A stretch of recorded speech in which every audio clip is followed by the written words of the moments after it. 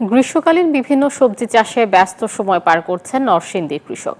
স্থানীয় চাহিদা মিটিয়ে এখানে উৎপাদিত সবজি রপ্তানি হচ্ছে সারা দেশে। ফলন ভালো হলেও হাত বদলের কারণে ন্যায্য দাম পাওয়া থেকে বঞ্চিত হতে হচ্ছে বলে দাবি কৃষকদের। হৃদয় খানের তথ্যচিত্রে ডেস্ক রিপোর্ট।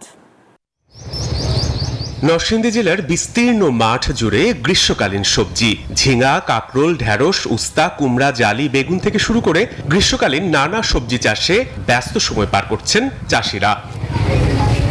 বান্ডেল থাকলে প্রতি সেনমানিতে টাকা বাঁচবে। বিকাশ সেনমানি বান্ডেল কিনে জিতুন প্রতি লেনদেনে। কৃষকরা বলছেন উৎপাদন ভালো হলেও সার, কীটনাশক এবং উৎপাদিত সবজির হাত বদলের কারণে ন্যায্য মূল্য থেকে বঞ্চিত হচ্ছেন তারা। কারপল আছে, ঝিঙ্গা আছে, পোলতা আছে, কইডা আছে। আমি এবছর প্রায় 8 কাঠা জমির উপরে এই সবজি আবাদ করেছি। খরচ হয়, প্রচুর খরচ হয়।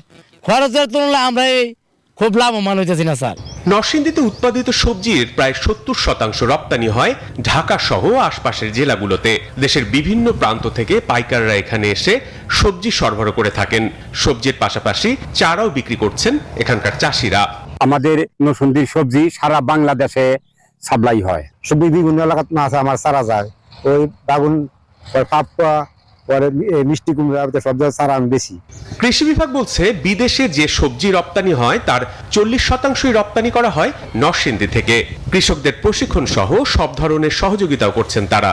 বিদেশের উপযোগী সবজি উৎপাদনের জন্য প্রশিক্ষণ দিয়ে যাচ্ছি। সবজিতে কিভাবে পেস্টিসাইড ইউজ করতে হবে, কিভাবে বালাই ব্যবস্থাপনা করতে হবে সেই বিষয়ে প্রশিক্ষণ দিয়ে যাচ্ছি। চলতি বছর নরসিংদী জেলায় 7075 হেক্টর জমিতে গ্রীষ্মকালীন সবজির আবাদ করা হয়েছে। Desk report, news 24।